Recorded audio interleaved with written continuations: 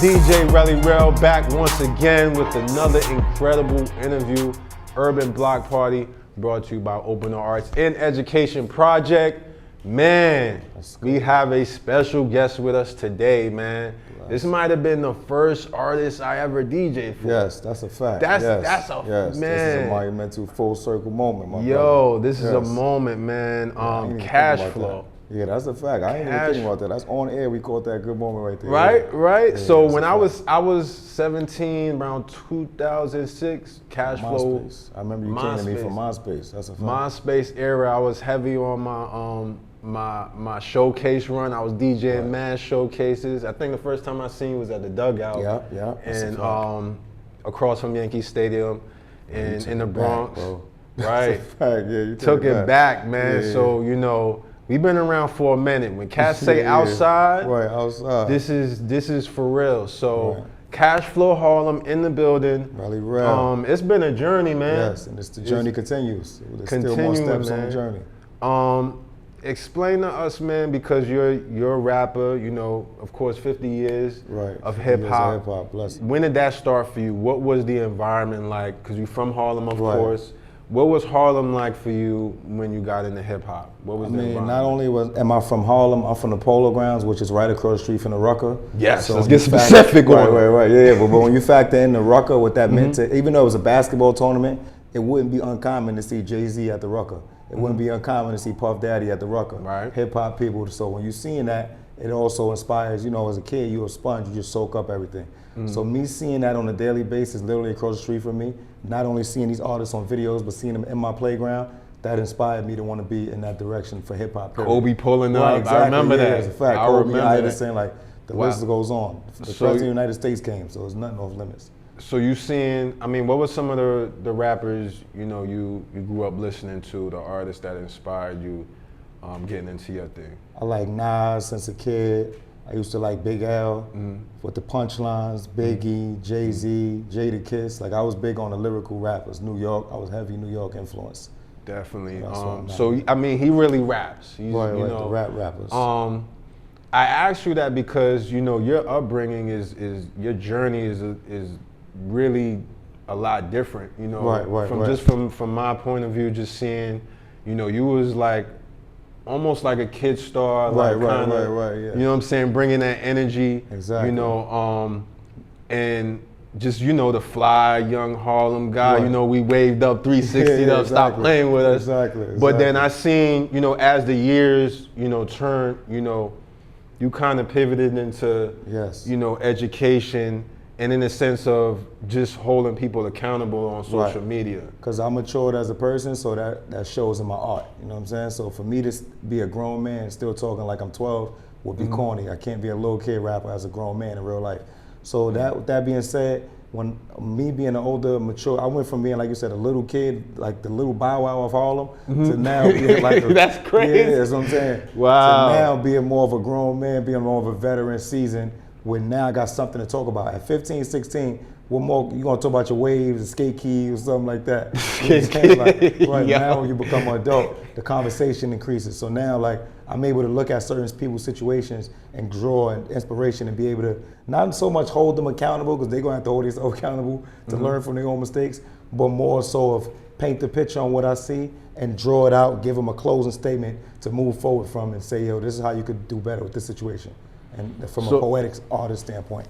And it's just so we can give you guys some context, so Cashflow does these videos where, explain it to them, just explain it to them because it's real interesting. It get real. One, I use hip hop like he spoke for the 50th anniversary. Hip hop is 50 years now, so with 50 years it's gonna become growth, it's gonna take turns and lefts and rights. Hip hop has never really had somebody, in my opinion, if it's somebody you can name, I'm willing to listen. Somebody who just did something so non-cliche, non-conventional. He probably didn't rap about his clothes or his car. I'm talking about literally if Relly Rel was to drop his shirt and just turn into something different and he just started jumping out of a cake, being a dancer, I'm like, yo, bro, I don't think that's you. And you ain't hurting nobody. You got to feed your family. But more if he started doing something that just was morally wrong and I knew it was outside of his character, then I would be able to use poetic expression instead of just naturally just telling someone, oh, something bad happened to Relly Rel. He needed awareness for it. And there was nobody, no outlets, the major blogs wasn't posting about it. I will use my platform and my art, create a piece to bring exposure to what he got going. I done help people get all kind of funds for their GoFundMe, for their family, just based on these videos I was doing, where I would bring awareness to people's situations, whether someone lost their life or someone unfair justice treatment, things of that nature. I was using my talent and my platform to bring awareness to real life situations, and I ain't seen nobody else doing that, and it's working out fine. I mean, for me, it's important just the accountability. Like Cashflow Harlem is one of the few on the internet actually giving fair accountability to men, women, young people, older people. Not biased. It's not biased. And I've seen him transition to that from, your traditional Harlem rapper, putting out music, putting out projects. But what did it take for you to kind of, what was the moment where you kind of pivoted to that? Because that doesn't just happen overnight, and it's not your normal. Right. It was organic. It wasn't like I just woke up one day and just said, I'm gonna do this. I actually did a freestyle one time. It was a car freestyle I did, and I was kind of like joking a little bit, but they say there's always truth and some jokes. So I was just talking about how a lot of these chicks is, they going to get this surgery and they pretending that they was at the gym. It's like, yo, if you went and got your body there, just say your body was there. I was just making like light humor, but it had elements of truth in it. So people was hitting me like, yo, you're very woke, and I didn't even know I was woke. I was just saying, I'm just keeping it 100 with you. It looks crazy. Yeah, it looked great. Yeah, I'm just being, pardon me, it looks crazy. I'm just saying what I'm doing, it looked like I was being some revolutionary guy, but I was really just being an honest guy. Right. So I never was trying to be like some super genius. I'm not Chuck D. I love Chuck D, but I'm not as prolific, I don't think, as Chuck D was with it. But be honest with you, I gotta stop you there because they can relate to you. Right. You know what I'm saying? They relate more to you than they probably would Chuck D. Right. As great as he is. I see what you're saying. You know what I'm saying? Plus, we gonna always look like, we 22. You know what I'm saying? Yeah, so we, just connecting to the youth and being able to know what's going on. Exactly. You do a real good job at that. And I've seen you embrace that, in its entirety. Run through some of the people, some of the celebrities that have like reached out to you or maybe had a problem with something you said. I've had more people reach out in fear and happiness. I've had one person reach out with a problem. It was very unexpected too. But I've had people like Nia Long reach out and say, she actually posted it like, what? Right, exactly, same thing I said. We need you I'm to a big fan of your work and I like what you did on my story, blah, blah, blah. A few people, even Black China, who I thought was going to curse me out, I was ready for it, but she did the complete opposite. She was embracing of what I said, so. How do you prepare this? How do you do the research to get and put this together? A lot of this, I'm glad you asked that too, because I get people hit me up, they be like, yo, how you be knowing this about people, uncle, cousin, brother? A lot of this is public information. I just make it rhyme. I put it in, like I said, my art form and my introspect. If I found something, if Nia Long cousin would have told me something, I wouldn't have said that unless it was already on the record. Right. I'm only gonna speak on what's already publicly available. Unless somebody come to me with their story, which I don't like to typically do because I bring awareness to public stories that I find, but some people, they actually hit me up and say this is what happened. But I don't want to, like, let's say a woman hits me up, hey, my baby daddy threw me out the window. And then I do the story, he hit me up, hey, she's lying, she threw me a butter knife at me. It's like, this is like, come on, man. Yeah, y'all go to family court with that.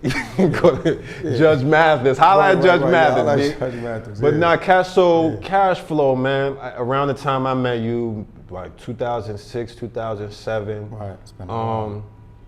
The traditional way of getting on, you putting out your music, doing shows. I was just telling somebody something along the lines of, it was a time when you could literally get on by just going up to somebody and rapping for them. Right. Like that was it. You just spit for them. Yo, I want to rhyme for Jada Kiss or whoever. He hear you or whoever got the pull to put you in the right room. Wow. We way past that element in hip hop. Hey, way past it. Somebody come up to you rhyming, it's like, bro, what are you doing? Yeah. That's interesting you say that, because as a Harlem rapper, we know the Harlem greats, Big L, Cam, Mace. Right. What was your experiences early on? I remember seeing footage of you in the studio with Game early on. Exactly, yeah. Like, what was some of those early run-ins for Cashflow that people may not be familiar with if they just tuned in? I did rap for Puff over the phone. Like you said, I did the thing with Game. I was heavy on the battle rap scene. I battled everybody from local corner rappers to Corey Guns to A$AP Rocky, anybody. This was a time where you could just be outside fresh and then a crowd come up to you. You don't know you about to get ambushed or somebody about to come spit 16 bars at you. Luckily, it was 16 bars every time, so. Shout out to Pops, man. Yeah. Shout out to Pops. And we got to talk about that too, man, because how your morals, you know, how you conduct yourself, the things that are important to you that are, you know, that you're able to convey in these freestyles, you know, it speaks a lot to, you know, your growth and you know, guidance as a man. You know what I'm saying? Talk to us about, you know, Pops and how he got you in Harlem, in Polo Grounds, because you could be doing anything in Polo Grounds, bro. Like, for real. What's the small projects next to it? Colonial. Colonial? Oh, man. You could be doing anything in the neighborhood. Anything except this. You could do everything except this there. And you could have been anybody, just like, you know, I could have been anybody, OnStar could have been anybody. What are some things that maybe, you know, he maybe stirred you away from? I mean, first of all, just having the Pops, like even if he was a mute, just having the Pops there already separated me from 98% of the people I knew. My Pops was not only my Pops, he was all my friends' Pops, because most of them didn't have a Pops. So just presence alone was a starting point. And then also, when I started doing music, prior to me doing music, my Pops never did music, but it was a thing where if I played tennis, he would have became a tennis coach. If I started boxing, he would have been like Floyd Mayweather dad. He'd have been a boxing coach. So he was just going, he was hand in foot with me. He was learning music as I was learning music. So we was kind of learning the ropes together. But that just instilled in me that when I was doing music, he created my MySpace page. He was the one who told me about you. Created your MySpace? Yeah, so I'm saying I wasn't even thinking about nothing. I wanted to go to the skate key. I didn't care about nothing else.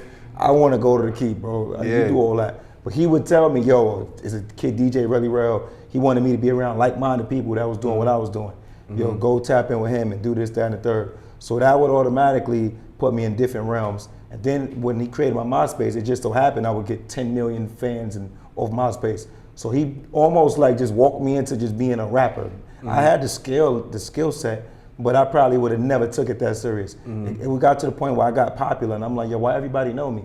Yo, that MySpace page your dad made out of you. Oh man, so it already made me, it forced me to be different. It forced me to be like, all right, y'all got me. I'm a rapper guy. But it worked out. Yeah, that space too to like be creative and right. I just wanted to battle rap, talk to girls, and go to skate key. Nothing else mattered. Skate key is a big part of a Harlem come up. Harlem Bronx. When you cross that bridge, and you know what I'm saying, you in BX, aka No Man's Land. The skate key, for all the kids who know, I went to the skate key a few times and I was still talk about it. We still talk about the skate key, man. Talk about that, man. Some things you did just as a kid in school. What was school life like? Was there any bullying? See, luckily, like I said, for me, one, I was from Polo Grounds. I was from the capital of bullies, so I grew up with most of the bullies, so I was good with them. And two, like I said, like you said, with the MySpace, and my Pops created it to where I was so popular as a kid that more people wanted to be around me than be in bad grace with me. So I had to embrace just being different. That was school for you? It was a good thing. Yeah. School was all right. I went to a few of them, but it was good. Each one of them I had good moments. But West Side, Wadley, King. Okay, so you left for Guri, but right. I'm pretty sure they'll say something good. I hope so, y'all. I'm watching this. Say something good about me, man. You know, you're a parent now. You know what I'm saying? I'm glad we touched on that. You're a father. You know what I'm saying? Beautiful, talented daughter. I see you have God her. Bless you. Thank you. Rapping, but I see the subject matter The substance is there. The content is there. The content, the subject matter. How important that is to you, and how did you change once you had a child? I changed as a person and an artist. One, as a person, just a sense of urgency. It ain't just about me no more. That's common. Everybody kind of knows that. I don't know if everybody applies it, but that's common sense that everything is not about you when you create a whole life. But also, like I first said, the sense of urgency. When it's just you could be like, all right, next month I'll do it, or I'll figure this out. She only get one childhood.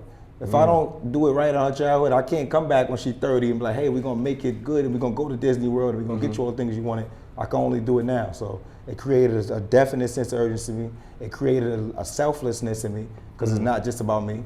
So I mean, even from the music standpoint, it also made an awareness point where it's like, I don't want my daughter to be 9 and she's at school and all her friends is pulling up a video of me. Hey, look at your daddy, a fool. Looking crazy. Exactly. Yeah, it's like, Right. Yeah, so that's a real thing. That's definitely a real thing. And I mean, we could just bounce around, man. Like, you know, Pop's managing, you know, and just moving you around into your adulthood. Right. Maybe what are some things that he maybe shared with you, some like life lessons, some things you just learned from watching him growing up? There's a lot of things, but first thing that comes to my mind with you saying that is him not only raised me, but me being raised in the polo grounds, it prepared me for certain things, like harsh realities. Like my pops would tell me, out of 10 of your friends, 7 or 8 is gonna go to jail or lose their life early to some nonsense. And then even though you can't possibly, nowhere in the world, you could just mentally prepare yourself for that, he still put it out there. So when it happened, and now I'm a grown man, I see certain things, I know not to make certain decisions because I see history just repeats. He's gonna say every 5 to 10 years, gonna be a new face of people on that corner, and they're gonna do the same thing the last 5 years did, and they're gonna get the same results. So if you wanna be there, that's on you. So you, I mean, going into that, and that speaks on community too, like, you know, your parents, you know, your family being, you know, the immediate community. Right. You know, I remember you calling me and saying, yo, I see that urban block party thing you're doing, man, for the youth, you know, like, I still remember and we just, you know, yo, pull up, Right, you know what I'm exactly, saying? yeah. And that was around the time I felt like you had something in thoughts. I don't know, what was That was right before that, but that was right before, that was right before Ladies versus Thoughts. Ladies versus Thoughts, and I really seen that teacher aspect. You kind of changing, you know, making that turn to like, okay, I'm gonna give out some information. You know, it's gonna be a little harsh. It's gonna be brutal. Harsh reality. You know, but this is the information I'm giving to you guys. Talk about your first experience with the Urban Block Party, pulling up and seeing the kids go crazy. Right. I mean, first of all, like you said, when I saw you was doing that, I knew that was I just knew it was just my demographic, just to perform for a younger audience. But I had no idea that, first of all, we was gonna get a great reception like that. From the first show we did, even prior to the show, I remember auditioning. I'm gonna be on the show, cool. But when we started doing the performances, I seen how receptive the kids were. I'm like, okay, cool. So now it's time to actually say something to them. If you got somebody's attention, this is the time to say something of value. I was still basically a kid myself growing, so I didn't have all this super knowledge to say, hey, and this is what you should do. But I started to get real life experience, and as that progressed, then I started to say, then like you said, I had a kid. Now when I got a kid, I'm looking at a lady different because I know my daughter's gonna one day become a lady. So therefore we transpired and I developed Ladies versus Thoughts. And that was the beginning of I needed female security at that point. It was. And I mean, cause man, you've transitioned into fully like every post is like it's more immediate. It feels like now it goes, okay, you make the song, but now it's so urgent now that I gotta turn on my phone and go straight to Instagram. Right. You know what I'm saying? And the output has been, you know, incredible. You know, what are some things you look forward to doing with this talent, with this being able to teach others? Because you're a teacher, you know that, right? Yeah, I'm willing to embrace that. All right, you're cool, man. I love that. Yeah. Me and All-Star was talking about how, you know, some artists, I'm not a role model. Nah, I ain't with. Yeah, I'm a role model. I'm aware of that. Artists, if you're watching this, don't think, as soon as you have a fan, as soon as somebody listens to your music, as soon as somebody's taking your words seriously, that you're not a role model or a teacher. You know what I'm saying? Because there's always two sides to the coin. I'm piggybacking off what you're saying. There's pros and cons. A lot of artists are willing to accept the diamond chains. They're willing to accept the money. They're willing to accept the groupies. They're willing to accept everything, but then they're going to tell you they're not a role model. It's like, nah, that come with the diamond chains. Right. That come with the life.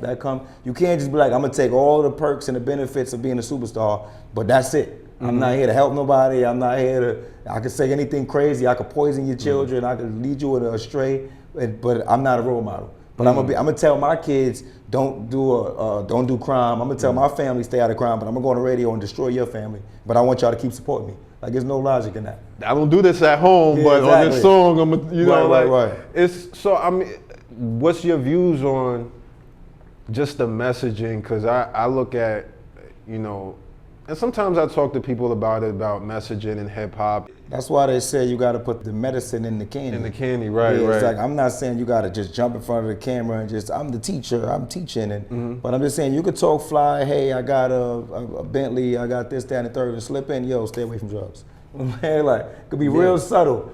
It could be, yo, I like her, she light skinned, she nice, she type slim, and then, hey, but you ain't got to be a stripper. You know what I'm saying? Right. It's okay to be a lawyer. Everybody got it. It's all right. You can It's slip it in real subtle. And then eventually it'll be subconsciously programmed in their mind. Yo, even when I was dancing, you realize he just said we could be actually doctors? Like it's all right, it's cool. Everybody not gonna be the same thing. So it's about it's not what you do, it's how you do it. I mean, so your view on hip hop, you know, what do you think can be the messaging? What would you like to see happen to improve the messaging in hip hop? I think the people that's at the quote unquote top of the game, I think it got to be a trickle down effect. The super duper big A-list artists, so to speak, those got to be the artists that make it cool. If they just completely ignoring all injustice and every problem that the people face, and they just sitting here selling you a vicarious lifestyle, hey, you could live through me. You don't got to fix your problems in real life. Stay broke, stay miserable, and watch my videos and pretend you're me, and then when the video go off, go back into destruction. That's never gonna help nobody but them. It's almost like certain artists, or just not artists, just people in general will be, I never like to get political, but they get mad at the government, the government is hurting us, this, that, and the third. Meanwhile, they love their favorite rapper. Your favorite rapper probably can help you before the government help you, being if you're poor and you have nothing. These are the people that are supposed to identify with you and supposed to come and grab you up and say, yo, this is what we doing. I just don't, it don't make sense to me for people to be mad at the governor and all that. It's like, I get it. But what I'm saying is who we really need to hold accountable is our own self, our own people. We already know the government ain't care about us and they ain't about to start. So we got to care about us. I mean, what would be your advice to, you know, maybe a young artist, you know, in high school, or just any young man in high school, really, honestly, because, you know, we can be pulled in different directions. As far as what's cool, as far as what we supposed to, where our attention is at, where our discipline is at. I mean, what would be your advice to a young man who's really trying to navigate all this craziness? It's going to be a journey, and my advice, as crazy as it might sound, is to fail forward. We're going to make mistakes, but you don't want to fail backwards. You want to fail forward. You want to tumble to where you're trying to get to. Because mistakes is going to happen, but if you're falling back, then you're not going in the right direction. As long as you're going in the right direction, I made 1,000 mistakes, but I was making those mistakes going in the direction that I'm going in. Fall forward. So, right, that's where I'm at with it. So yeah, cash flow, man. I mean, it's incredible to see your growth, to see where you too, bro. You know, and to see where you gonna take it, because it's not even. Yeah, no, I'm definitely. I'm seeing like these freestyles, you know, and it's really. I mean, I can imagine, like, have you ever seen any messages come through? I know you spoke about the surprise that, you know, Black China was like, oh, I'm not mad, you know, I'm cool. Definitely surprised. But any, like, I don't know, any other reactions, maybe, you know, somebody Russell who's not Simmons is another one too. Russell Simmons, shout out to Russ. He always reach out, always repost, and always showing me love, give him, you know, encouraging words, and just keep pushing forward. Even though he got a lot going on himself, but. Yeah, right. He way out there. Uncle but Russ. shout out Uncle Russ, man. Right. That's big. Very 50. If we can't do 50th anniversary hip hop without Russ. Word, yoga and all. You know what I mean? You gotta do yoga. You do little yoga for my man Russell for hip hop, man. I gotta do a story on yoga. Yoga is hip hop. Yeah, that's yoga. Don't let nobody tell you that ain't hip hop. Rap. Word, man, and that's crazy. Right, lyrical meditation is rap. Right. That's you know, when you sit down at the end of the day, you say, yo, I'm gonna listen to this Illmatic, and I'm gonna just, you know, I'm gonna get my vibe, man. You know, I'm gonna watch meditation music. Right, it's, you know, it's giving you information, but then it's, you know, the beats. You know, the conversation is affirming you if you don't have that guidance of things you maybe need to be doing if you're listening to the right rappers. True indeed. You know what I'm saying? 'Cause I feel like between Nas, Jada, Hove, like Right, they right. kind of raised me. You know Facts, what I'm saying? same here. It's definitely uncles, audio uncles. You know, so Those are my I mean, audio uncles. what's your for Cashflow, man? What's the ultimate goal for Cashflow? Me, I want to revolutionize hip hop, meaning I'm not even once, I'm going to revolutionize hip hop. My thing is, hip hop has conventionally just been, like I was stating before, you hear a song, a guy tell you how fly he is, or he tell you how many people he done murdered last Monday. I want to come out with now, because storytelling was always a big aspect in hip hop, which has been missing lately. So now I'm gonna just revolutionize storytelling to a whole nother level. I started what I'm doing right now, creating these stories, not creating stories, these stories already existed, creating audio, lyrical portraits of these stories. But now I'm gonna actually create scenarios that's based on real life that might not necessarily be an actual person situation, but these are scenarios that actually happen, and I'm gonna go full-fledged, act them out almost like a Tyler Perry film, but in hip-hop audio form. That's crazy. So that's where I'm at, right, that's where I'm at with it right now. The Commodore's joint. Right, you see, you get it, you get it. Yeah. Like I did the Lost Boys Renee, but I flipped it. Yeah. That's exactly what I'm going with. I'm gonna just be more That's productive good. with those. That's where I'm fire. at with it. Man, we look forward to it, man. Thank you. Cashflow Harlem. Thank you. Man, what's coming up, man? Anything immediate coming up we need to be tuned into? Like I just stated before, these real, I don't like this, because Tyler Perry's already Tyler Perry, and I'm already me. You can only be one person. But like I said, the full-fledged hip-hoppers is what I'm standing on right now. For the kids out there, because school just started, me and Baby Rain got some amazing content coming out. Okay, yeah. definitely look out for that pops and daughter Right, combo. yeah, You know what I'm that's saying? something Watch special. the throne. Right, that's exactly, that's the exactly. watch the throne too, right there. You know what I'm That's a saying? fact, that's a But fact. that's beautiful, man. I really appreciate your journey. You know what I'm saying? And Right. me Yeah, being a that's part of fine. it. Allowing me to be a part of it, Grassroots. and you and pops looked out for me as well, man. Absolutely. Some of my early hood Production, when you Harlem was doing the parties. beats, when I was working with Cam, we worked on some of your beats and all that. So I never Oh, forget. that's Yeah. ooh. He got them in the vault somewhere. He got to put those Come out. on! Yeah, that's a fact. Man, shout out That's Cam, a man. fact, that's a fact. But Harlem is in the building, man. Yes, Of course. indeed. Cashflow Harlem on all handles, on all social media platforms, cashflowharlem.com. Get the merchandise, get exclusive content, subscribe. All right, DJ Relly Rail. Once again, Urban Block Party, brought to you by Open the Arts in Education Project. Make sure you download that Urban Block Party app immediately, /yesterday/last week. All right? Cashflow, DJ Relly Rail. We out. Let's get it.